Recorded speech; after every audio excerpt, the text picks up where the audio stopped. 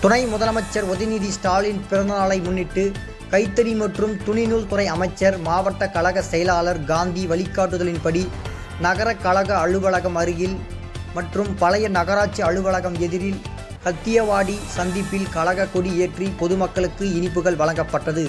அதனைத் தொடர்ந்து மேல்விசாரம் ஆரம்ப சுகாதார நிலையம் மற்றும் பல்வேறு பகுதிகளில் சுமார் 500 பேருக்கு உணவு வழங்கப்பட்டது.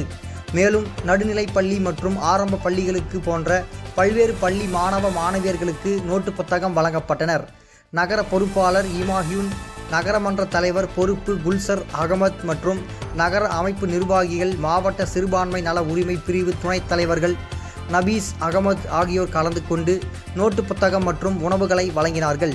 இதில் நகர இளைஞர் அணி அமைப்பாளர் முபாரக் பாஷா, கிளை கழக செயலாளர்கள், நகரமன்ற உறுப்பினர்கள் அனைவரும் கலந்து கொண்டு நிகழ்ச்சியை சிறப்பித்தனர். தினமடை செய்திகளுக்காக ராணிப்பேட்டை மாவட்டம் செய்தியாளர் ஃபாரூக் பாஷா.